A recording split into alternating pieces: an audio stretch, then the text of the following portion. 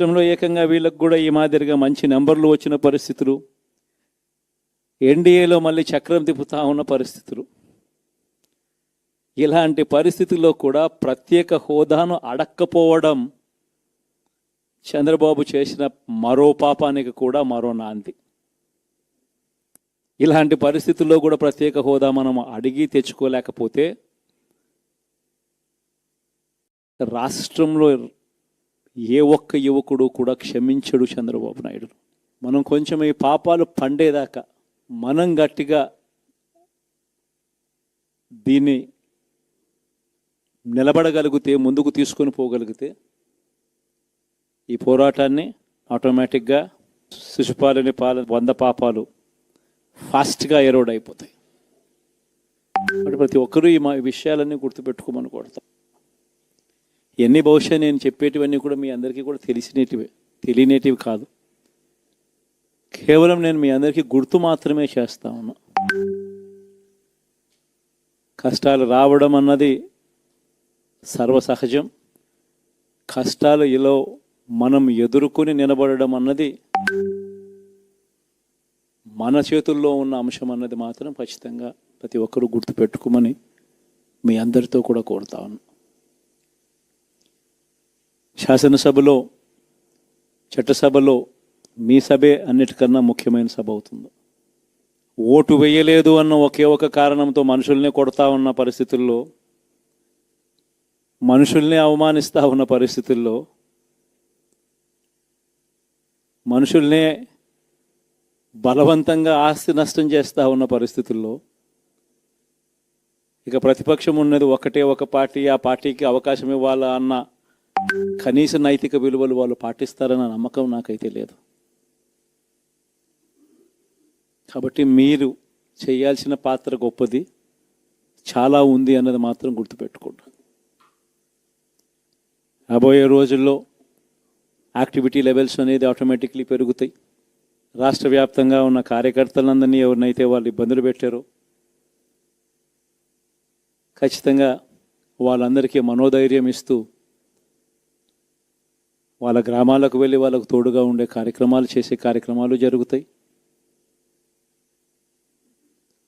రాబోయే రోజుల్లో ఇంకా టైం గడిచే కొద్దీ ప్రజల్లోకి వెళ్ళే కార్యక్రమాలు ఇంకా ముమ్మరం అవుతూ పోతాయి. చివరికి ప్రజల్లోనే ఉంటాం. ప్రజలతో కలిసి పోరాడే కార్యక్రమం వేగంగా టైం గడిచే కొద్దీ మనము వేగంగా అడుగులు ముందుకు వేస్తాం. ఒకటి మీ అందరికీ చెప్తా ఉన్నా, ఎటువంటి వివక్ష లేకుండా, ఎటువంటి లంచాలు లేకుండా, ఏ నెలలో ఏమిస్తామో అని ముందే చెప్పి క్యాలెండర్ ప్రకటించి ఆ నెలలో అది తప్పకుండా ప్రతి సంవత్సరం తూచా తప్పకుండా ప్రతి సంవత్సరం అది జరిగేట్టుగా చేస్తూ ఏకంగా 2,70,000 కోట్ల రూపాయల వివిధ పథకాల ద్వారా మాట తప్పకుండా జరగడం కూడా గతంలో ఎప్పుడూ కూడా చూడలేదు, జరగలేదు. ఇవన్నీ కూడా నేను ఏదైతే చెప్తా ఉన్నానో ఇవన్నీ ఎప్పుడూ చూడని మార్పులు, గతంలో ఎప్పుడు జరగని సంస్కరణలు. విద్యారంగంలో అయితేనేమి, వైద్య రంగంలో అయితేనేమి, వ్యవసాయ రంగంలో అయితేనేమి, సామాజిక న్యాయం అంశంలో అయితేనేమి, మహిళా సాధికారత అంశంలో అయితేనేమి, గవర్నెన్స్ విషయంలో అయితేనేమి,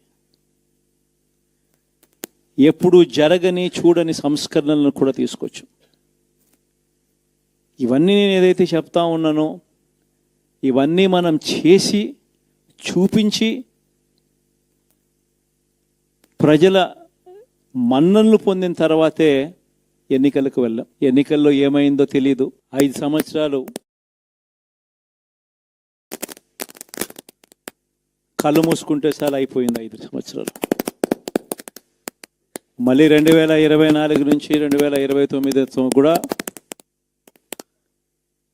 అదే మాదిరిగానే కళ్ళు మూసుకుంటే 2029 కూడా కళ్ళు మూసుకుంటే వచ్చేస్తుంది. ఇది మనం గుర్తుపెట్టుకోవాల్సిన అంశం ఏమిటి అని అంటే సినిమాలో ఓన్లీ ఫస్ట్ హాఫ్ మాత్రమే అయ్యింది. గతంలో కూడా ఇదే మాదిరిగా పరిస్థితులు ఉన్నప్పుడు కూడా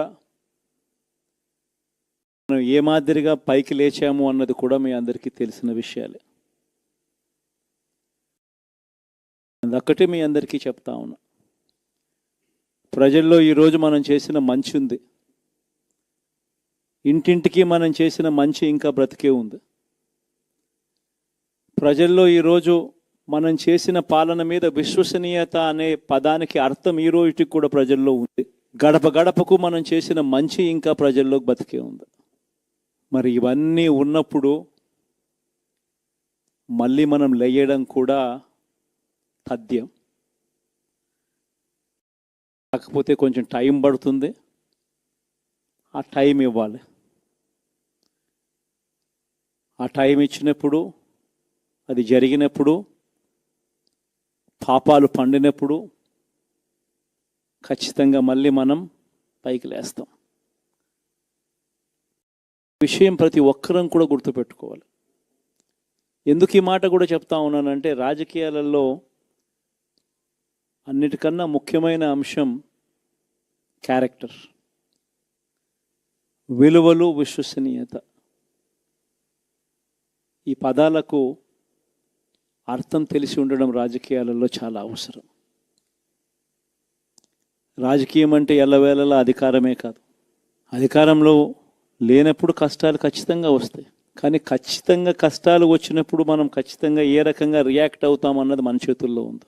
విలువలు, విశ్వసనీయత లేని మనిషిగా రాజకీయాలు చేద్దామా, లేదా కష్టాలు వచ్చినప్పుడు ఆ కష్టాలను ఎదుర్కొని హుందాగా నిలబడుతూ మళ్ళీ 5 సంవత్సరాలు కళ్ళు మూసుకుంటే 5 సంవత్సరాలు అయిపోతాయి, మళ్ళీ 5 సంవత్సరాల తర్వాత మన పాలన వస్తుంది, మన ప్రభుత్వం వస్తుంది, అప్పుడు మళ్ళీ ఆందోళన ఎక్కుతాం అన్నది కూడా గుర్తుపెట్టుకొని అడుగులు వేస్తామా అన్నది మనలో ప్రతి ఒక్కరూ కూడా ఆలోచన చేసుకోవాలి.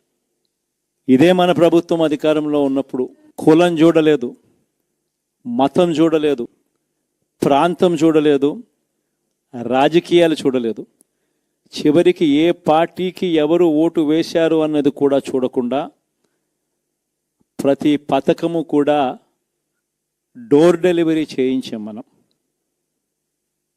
అర్హత మాత్రమే ప్రామాణికంగా తీసుకుని ప్రతి పథకము, ప్రతి మంచి కూడా ప్రతి ఇంటికి డోర్ డెలివరీ చేయించాం.